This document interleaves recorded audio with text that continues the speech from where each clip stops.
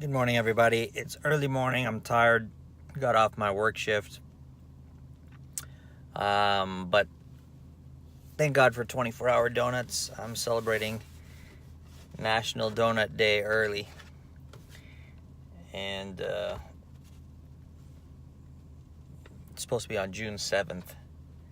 But it's June 6th today. But again, thank goodness that donut shops are 24 hours. It doesn't look that pretty because it got stuck to another donut, but man, it tastes good. So anyway, my last video was a challenge to the billionaires and big whales to crash Bitcoin. Not really crash it, but make it consolidate. Short the heck out of it. And it looks like they heard my challenge and accepted. So, good times now. We can actually buy Bitcoin cheaper. And at this point, I am doing so. Do I know where the bottom comes in? I don't. I just don't think that it's going to go all the way back down to 3,000 again. Can it get to 5? Possibly, but I think 6 is the main range where we're going to go. Why do I think that? Not by technical analysis, because I don't trust technical analysis. Really, we don't know what the future holds. And the main thing I go by is who's in control. It's usually the bad people.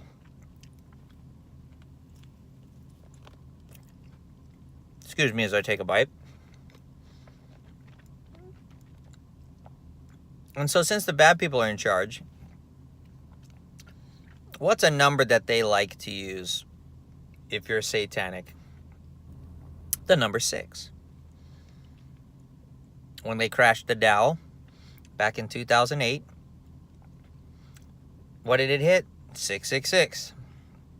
Everyone remembers that day. How can you not? They love these numbers. They love 9/11, 666. 9/11 is a reference to a certain verse in scriptures about the destroyer. Oh, love donuts. So to me, 6 is a good level. Came down from almost 9 to 6. Got a $3,000 correction. And you're seeing the rest of the markets collapsing. Stock market selling off. And like I said, everything is going to go towards the central bank bailing us out by lowering interest rates. Because everybody's in debt. And the only way to keep the game going is to bail out everybody. Banks are starting to crash. So how can you bail out banks when people don't have money? You print it, right? Everyone says the depositors are going to eat the bank crash this time around. I said that last time too, but the more I think about it, nobody has money. So if you're a depositor, you don't have a bank account full of money, how can you eat the crash of the bank? You can't. The taxpayer does. How do you make the taxpayer eat it? You print money that steals from their future earnings, right? So you monetize all the debt you print and you save the world, right? So all central banks will do that. And so we're seeing a lot of central bank manipulation in economies worldwide. You're seeing yield curves inverting. And one of my favorite people to follow is Keith McCullough on Hedgeye. And he's got this quad system. There are 4 quads, right? Quad, right? Equals 4. So he has quad 1, quad 2, quad 3, quad 4. Quad 4 is a period of disinflation.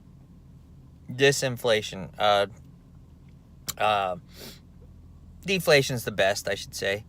And he has certain types of assets for each quad that he demonstrates, and in a lot of ways I've got that same philosophy, I went into government treasuries, and then I got out of government treasuries as I felt that we were going to have a little bit of inflation, which we did.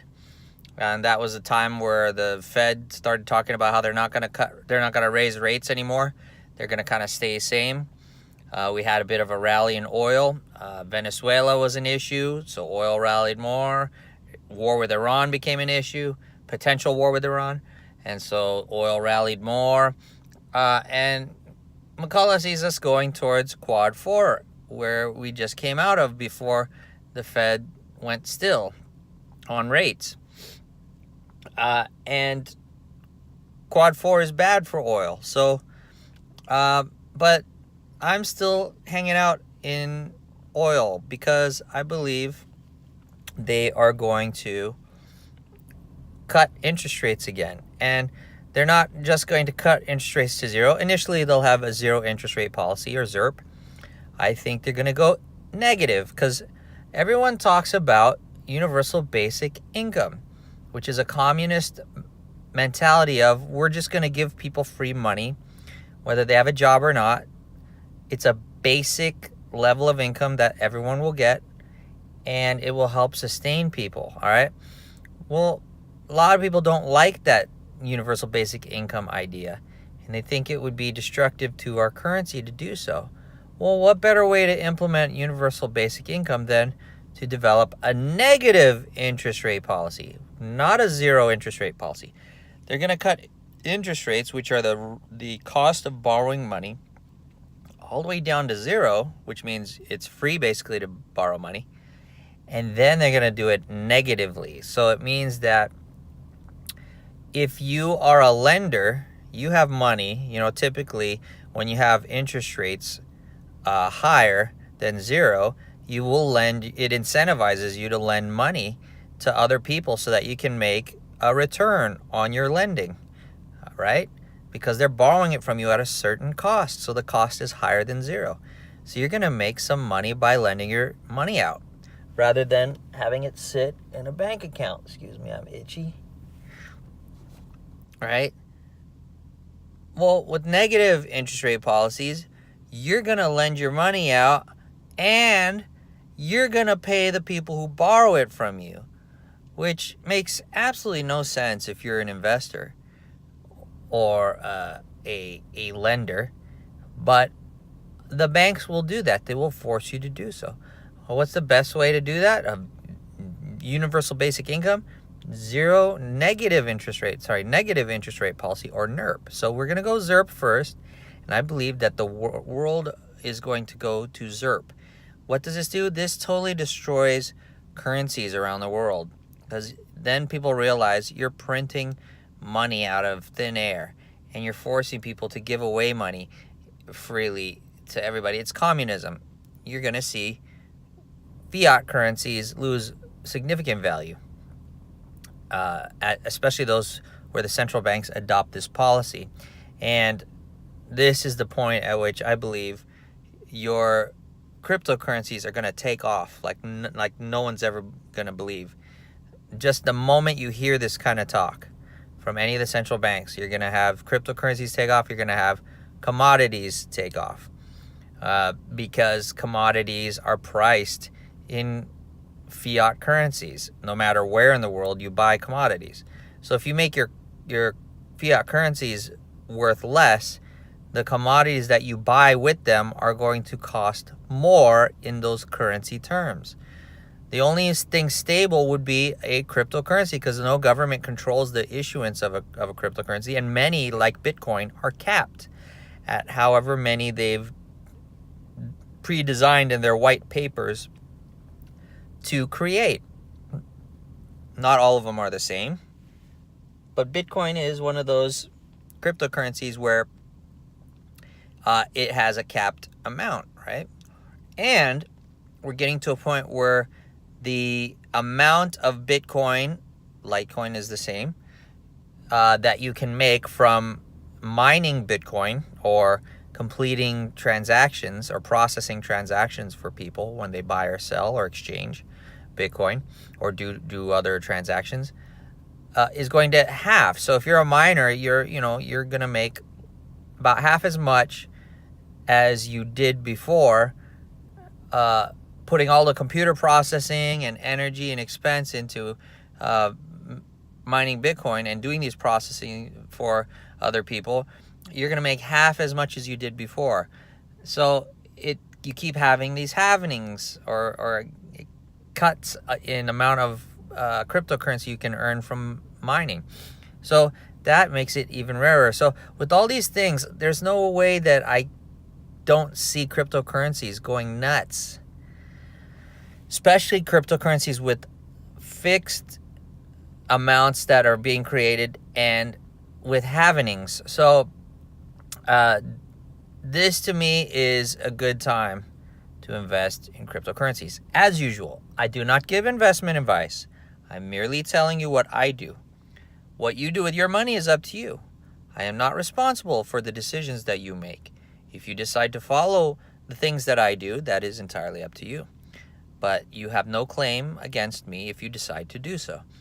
I merely encourage you to do your own education, and I give you the little tidbits of information that I believe are required to make educated decisions, or to guide you to do more education in order to give you a better idea of how to make an educated decision.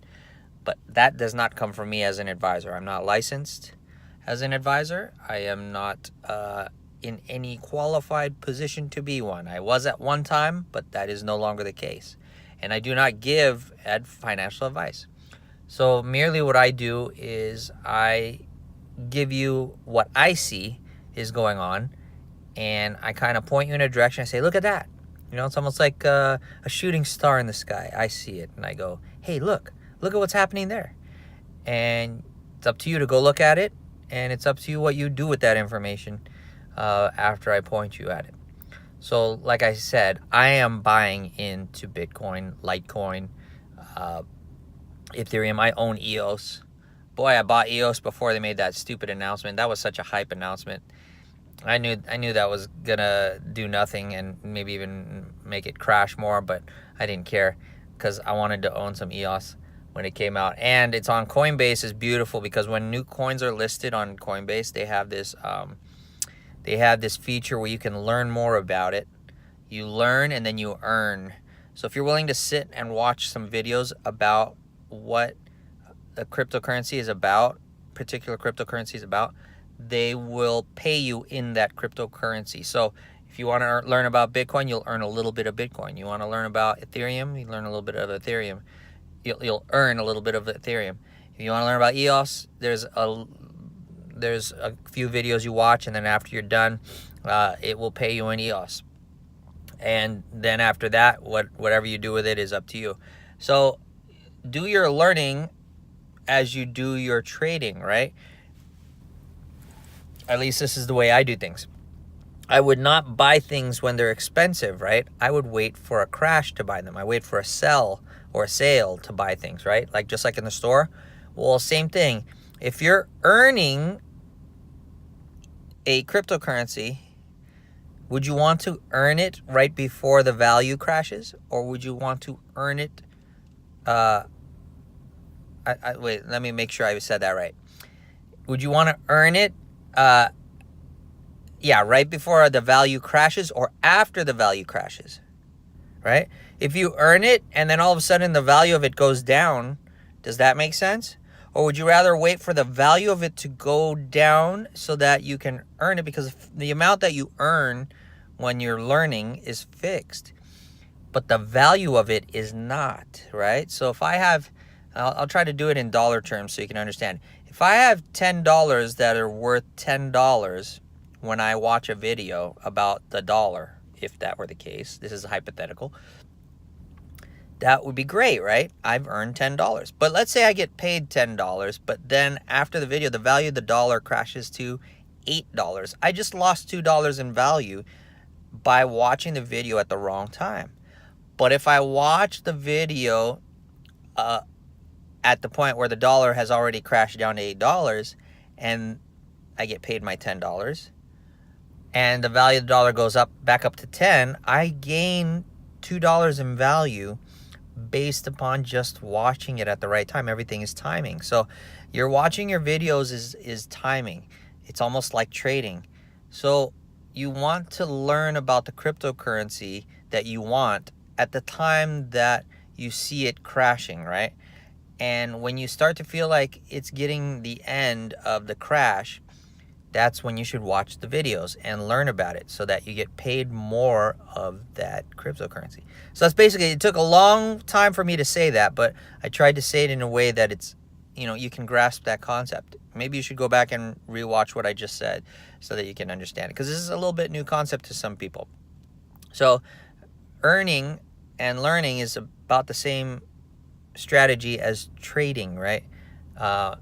Whether it's even if you're using derivatives are a little bit different. Like if you're shorting something, it's the same thinking but the opposite. You want to have the thing rally before you, let's say you're shorting a market, you want it to rally before you short it, right? So that you can enter it at a higher point and make more money on the drop if you believe that's what's going to happen and you're correct. So you can capture that loss in value of that asset and have it transferred to you, in one way of thinking about shorting. So anyway, National Donut Day is June 7th. Get to your donut store and support them, because I have a feeling if things get tough, donut stores are going to be frequented for people who are starving to death, because donut stores are open 24 hours. Most donut stores are open 24 hours. And they serve stuff that's almost like food. See, like I have this donut that's a chocolate, and it's a vanilla with chocolate sprinkles on top. I'm telling you that for survival purposes. How many donut shops will stay open, in the future? I have no idea if the economy gets really bad, but it's something to think about.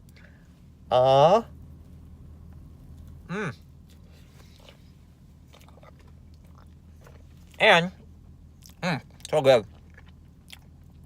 This is a blueberry donut. Oh, it's like a blueberry muffin, but a donut. How beautiful is that? Thank God for innovation. So anyway, so that's what I see with cryptocurrencies. Now is the time. Now is the moment. I'm so excited about this sell-off. There was a recent, one more thing. There's a recent billionaire purchase that I was talking about. Some whale, may not even been a billionaire, sold $25,000 worth of Bitcoin just before the crash. And the Bitcoin price dropped, and they bought back the exact amount of $25,000 worth that they sold before, but now it was more valuable because the price dropped. So they were able to reposition themselves to hold the same amount of Bitcoin, but with more value.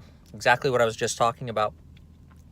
And some believe that they were the ones who started this correction, whoever they are.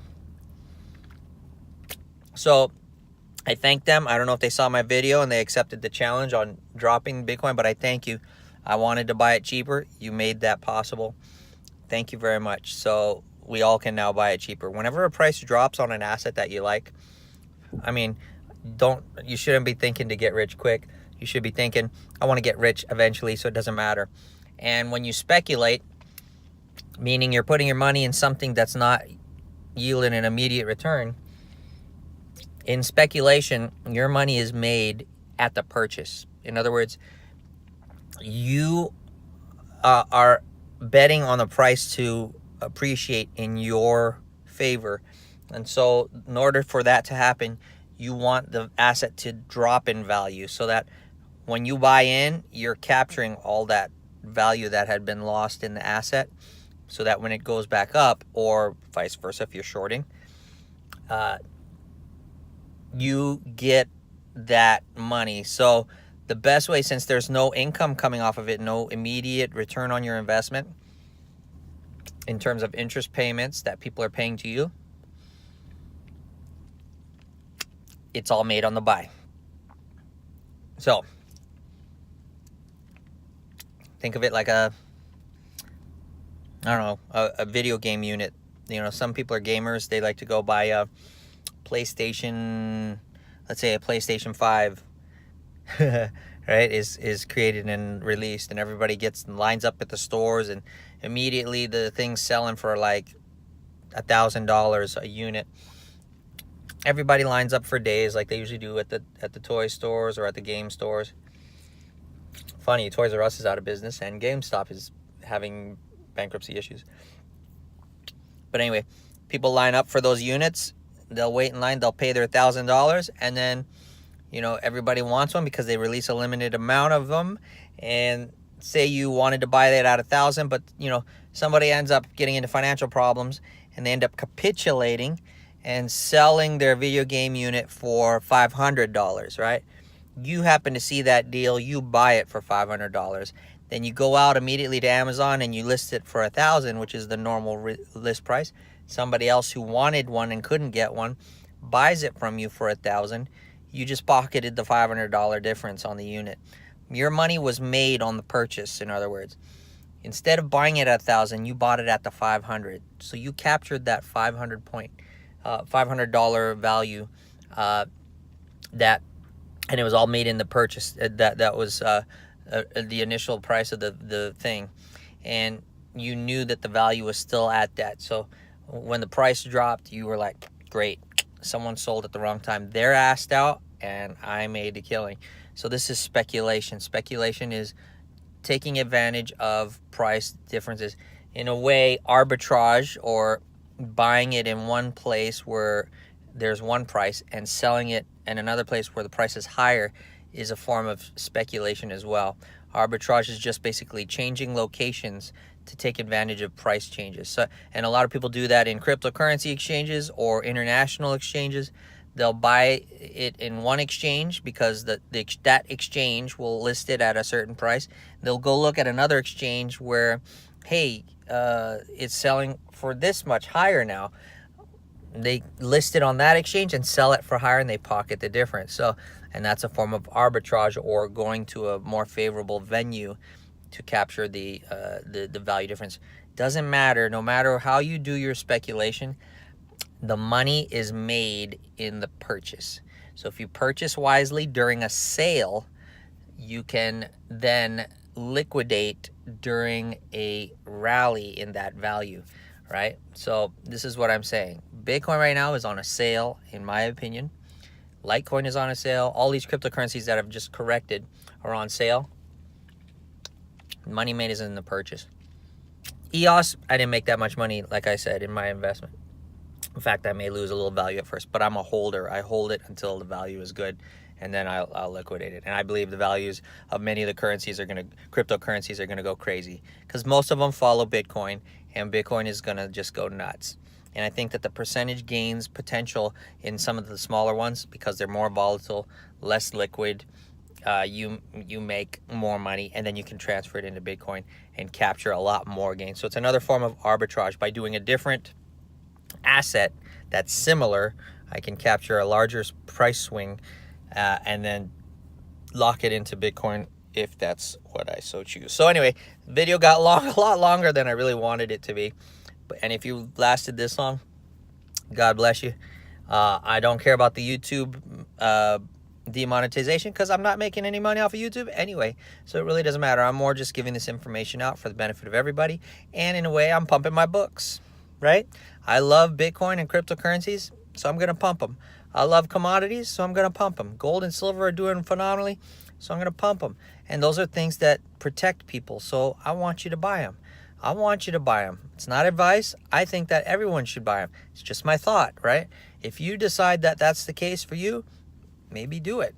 It's up to you. You decide. I decide for myself, and I don't blame anybody else for my decisions. And if I make a bad decision, like to me, EOS, the timing wasn't great, but I wanted EOS. So whatever. I don't blame EOS. I don't blame anybody else. I just decided to get into it, right? You should be like that too. So anyway, that's what I've been saying. If you like my information, hit that like button.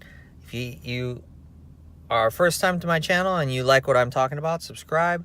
Most importantly, before I get to most importantly, hit that notification bell so that you know when I upload another video. And most importantly now, share my information with anybody you believe can benefit and help to support me in that way. And in many of my links below, I have addresses where you can send cryptocurrency where I will benefit, because that goes to my wallet, cryptocurrency wallet. So I still have not updated my Dash website, my Dash address, sorry. And so don't send me Dash yet. In fact, I should even just remove that until I correct it. I love Dash. If you want to send me Dash, great. But let me correct the Dash address before you do so, and kind of wait till the next couple videos. And if you catch me in those next couple videos and you remember that you wanted to donate Dash to me, go for it. But at this point, I prefer Litecoin and Bitcoin. So both of those addresses are correct. And if you wish to do so, you can send me the stuff there. All right, love you guys. Take care. And I'm out. National Donut Day, June 7th. Get out there. Bye.